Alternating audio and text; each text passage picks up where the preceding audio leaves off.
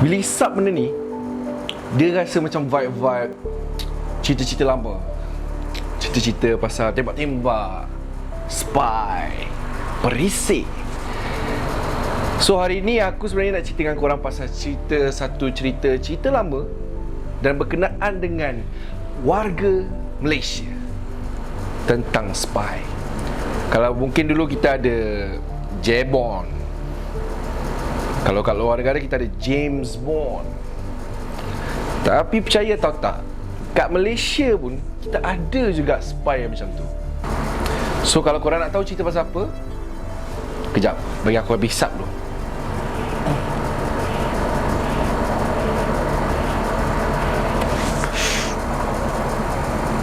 Jeng, jeng, jeng, jeng, jeng, jeng, jeng. Maklumlah, tak ada intro sendiri kan. So aku buat intro sendiri je pakai mulut.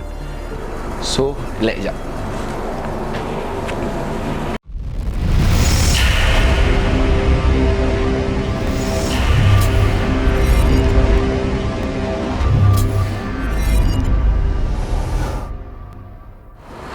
Bismillahirrahmanirrahim. Assalamualaikum semua. Apa khabar?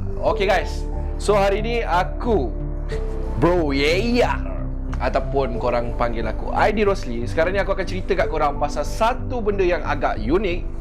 Dan pada aku cerita ni agak luar biasa. Sebab kita biasa dengar tentang spy, perisik kan. So kalau dekat Malaysia ni mungkin ada yang tahu, ada yang tak. Okay? Kalau macam kat luar negara, kalau kita tengok ada filem Mak Saleh macam James Bond, Mission Impossible, apa lagi? Kalau dulu zaman-zaman Piramli kita ada J-Bond. Tapi J-Bond tu sebenarnya adalah perompak ataupun pencuri. Tapi sekarang ni aku nak cerita kat korang pasal satu cerita di mana dekat Malaysia kita pun ada perisik macam ala-ala James Bond.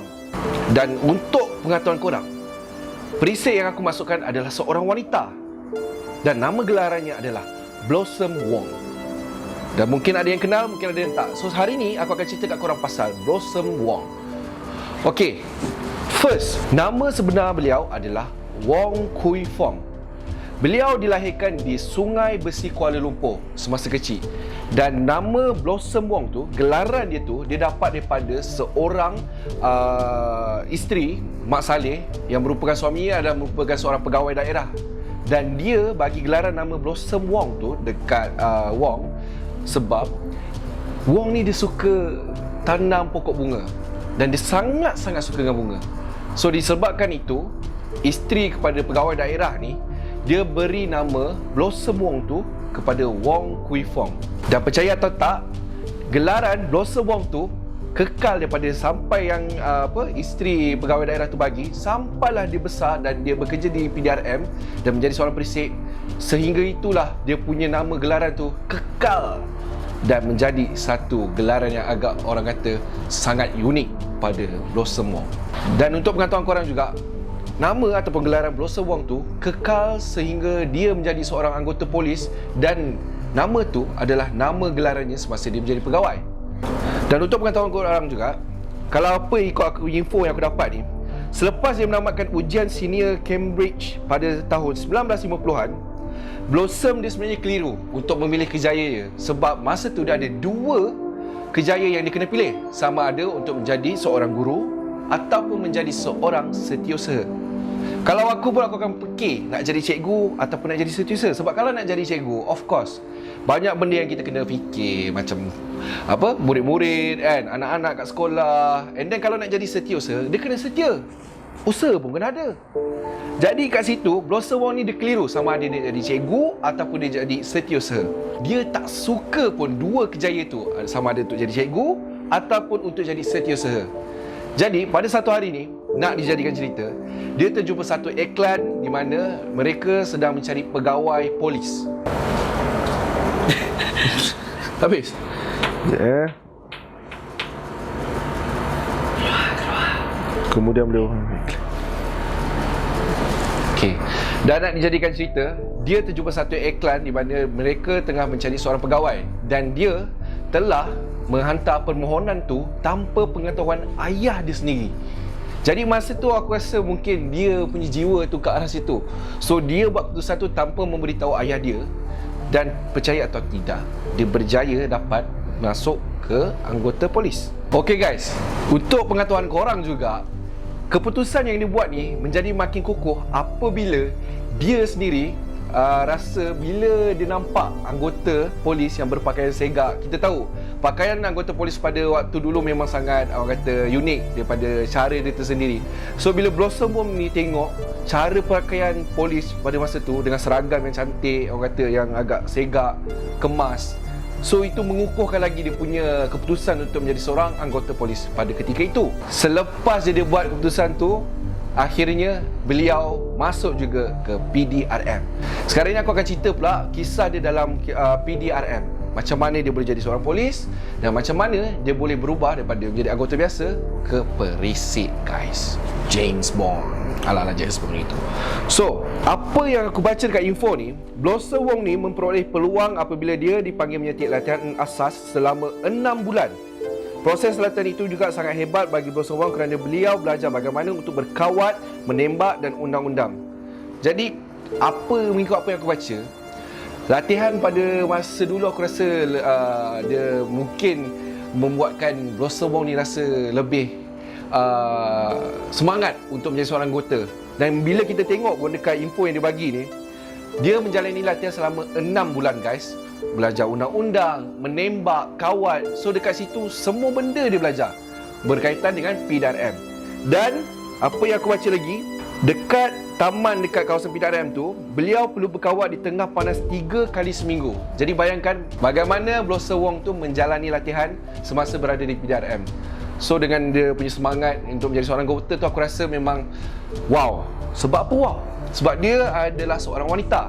Dan bagi kita, orang kata wanita ni agak lemah, kononnya. Tapi kita tak tahu, di sebalik kehebatan wanita ni, kita kena adapt juga. Kita kena faham wanita ni mempunyai semangat ataupun jitu diri. Gitu Mak Yam, jitu diri. Kau tak faham kan Zul? Kau balik kau google lah. Sibuk je lagi permen ni. Angguk? Tak boleh angguk.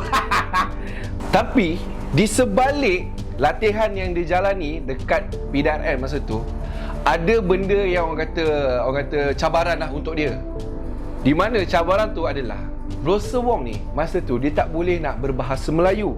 Kalau tengok dekat info yang aku dapat ni, dia langsung tak boleh berbahasa Melayu. Cikgu yang mengajar beliau BM ialah Cikgu Kasim. Seramai 15 orang lelaki dan perempuan bersama beliau dalam latihan tu. Jadi masa dia dekat PDRM tu, dia ada cikgu bahasa Malaysia. So aku rasa mungkin dekat situ dia boleh improve.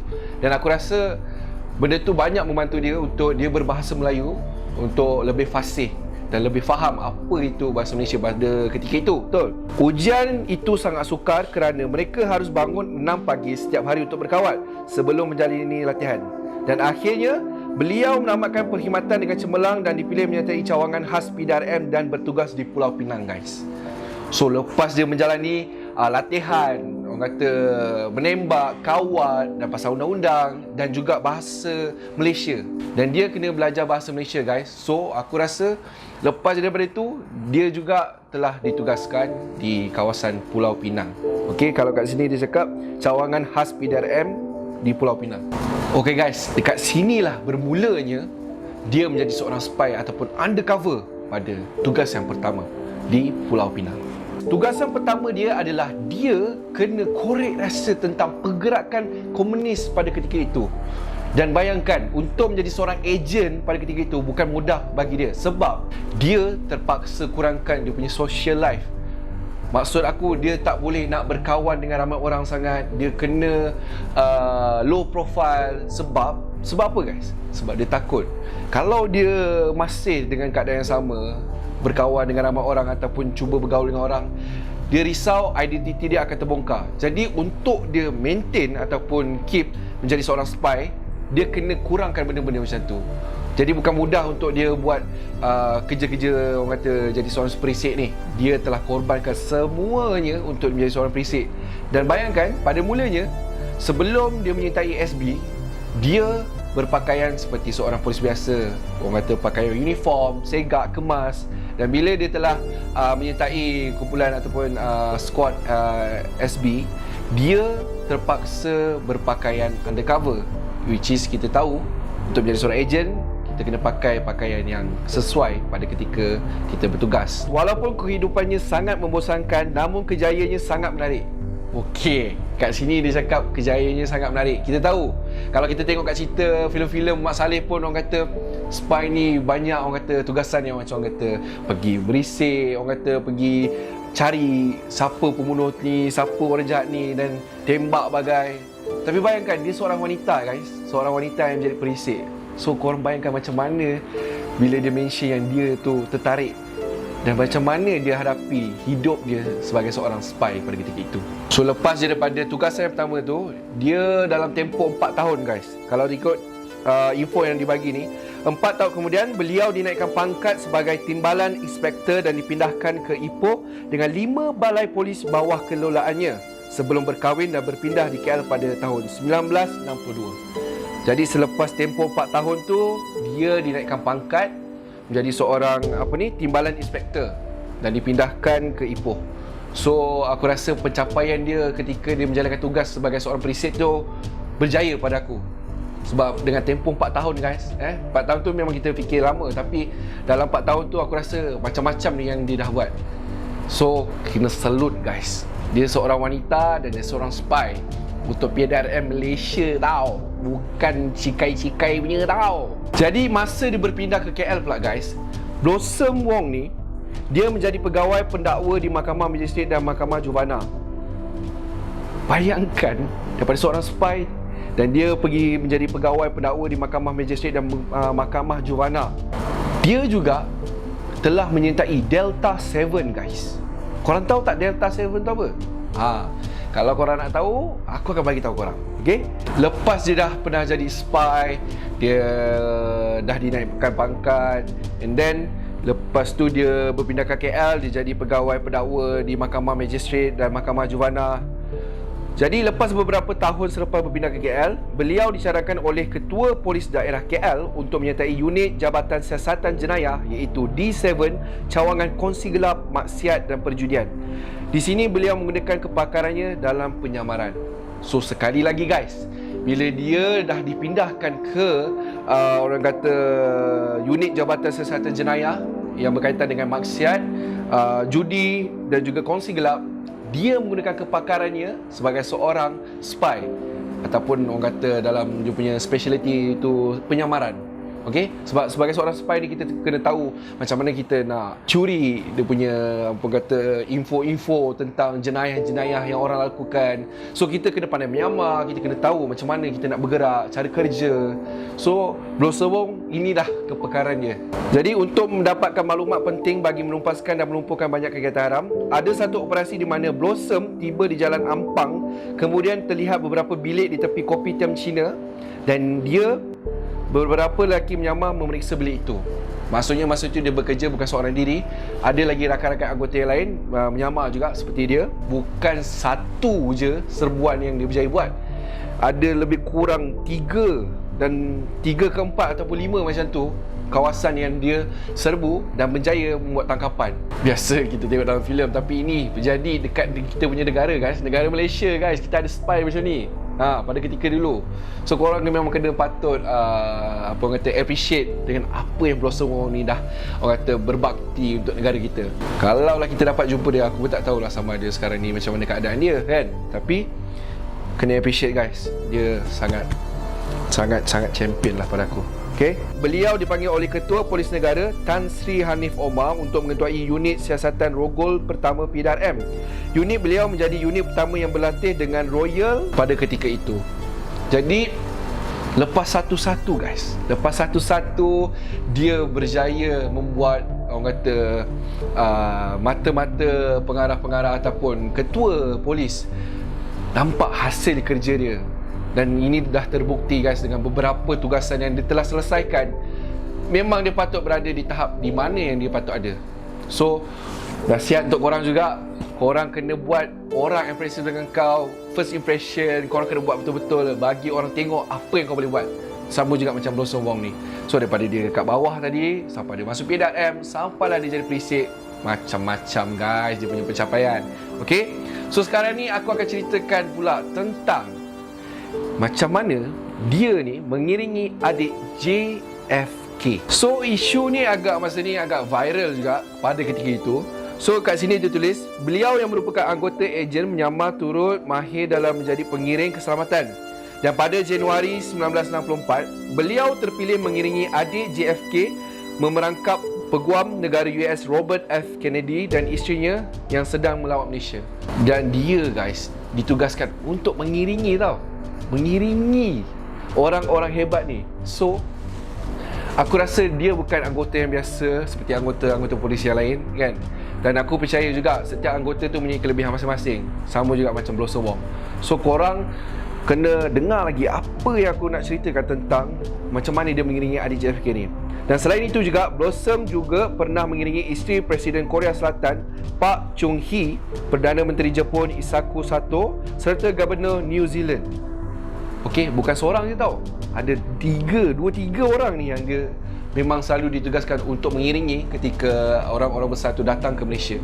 Jadi tugas ini memang aku rasa dihaskan untuk Blossom Wong sahaja, untuk orang kata mengiringi orang-orang yang mempunyai jawatan besar seperti itu untuk datang ke Malaysia dan iring diorang. So memang nombor 1 guys, dia spy nombor 1 sekarang ni. Jadi lepas beberapa tahun dia dah berkhidmat untuk PDRM, akhirnya aku akan cerita pula momen-momen ataupun saat-saat dia bersara daripada PDRM guys. Okay guys, so sekarang ni aku akan ceritakan pula saat-saat dia bersara guys.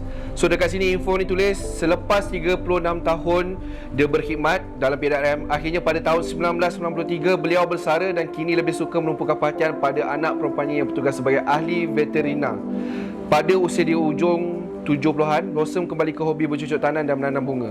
So epicnya cerita dia ni adalah macam mana dia dapat gelaran Blossom Wong tu adalah daripada hobi dia yang suka menanam bunga, pokok. Dan diakhiri lepas dia jadi spy, jadi pegawai dan jadi orang kata spy yang digeruni di Malaysia. Dan diakhiri dengan lepas dia bersara tu dia menjadi seorang penanam pokok bunga yang macam dia awal-awal dulu. So perjuangan Blossom Wong ni sangat menarik lah dalam cerita career dia sebagai seorang perisik spy ala-ala James Bond Malaysia ni. So memang sangat menarik guys. Dan aku boleh baca lagi kat info ni, macam dulu baginya dia tak pernah menyesal menjadi seorang polis. Kalau diberikan peluang untuk jadi seorang polis sekali lagi, Blossom bersedia untuk bertugas. Sepanjang beliau bertugas, identiti beliau tidak pernah terbongkar, malah tak ada siapa tahu beliau ialah perisik PDRM. So bayangkan 70 tahun umur dia, selama dia jadi PDRM ataupun anggota polis, tak ada siapa pun tahu yang dia adalah perisik PDRM guys. So memang cerita ni, kisah hidup dia ni memang sangat menarik dan aku rasa boleh menjadi inspirasi juga kepada korang untuk mungkin yang ada yang nak menjadi seorang anggota polis ataupun whatever yang korang nak jadi pun, korang boleh ambil inspirasi daripada cerita ni guys. So dekat sini itu je info ataupun cerita tentang Blossom Wong, iaitu James Bond ala-ala Malaysia dan merupakan seorang wanita guys. So aku nak kreditkan dekat sini, info yang aku dapat ni pun adalah daripada Irfan_Newboys dan info ni dihantarkan kepada March Forward. So cerita ni dekat sini dia punya main story adalah Blossom Wong, the Malaysia James Bond. Dan kat sini juga ditulis beliau pernah tular suatu ketika kerana mengirim Peguam Negara US adik JFK dan isterinya sempena Hari Polis ke-214. Jadi guys, untuk korang semua, apa yang kita boleh ambil daripada kisah inspirasi Blossom Wong ni untuk menjadi seseorang yang bagus ataupun untuk fokus ataupun betul-betul orang kata nak menjadi sesuatu tu, korang kena bersungguh-sungguh dan jangan putus asa guys. Dan korang juga boleh tengok macam mana seorang wanita yang orang kata selalu cakap lemah, tengok Blossom Wong ni macam mana cara dia bekerja, cara dia menjadi seorang anggota sangat-sangat orang kata unbelievable. So korang kena juga ambil nilai-nilai murni yang ada dalam kisah cerita hidup dia ni, okay? So apa-apa pun guys, thank you so much sebab korang suka dan korang stay sampailah aku habis cerita popek-popek ni tentang Blossom Wong. So jangan lupa untuk like, share, komen, subscribe channel Double Z Studio guys. Okay, kalau ada masa kita jumpa lagi dengan Bro Yeyar. Jangan lupa guys, #Double Z, demi sesuap konten. Assalamualaikum, bye bye.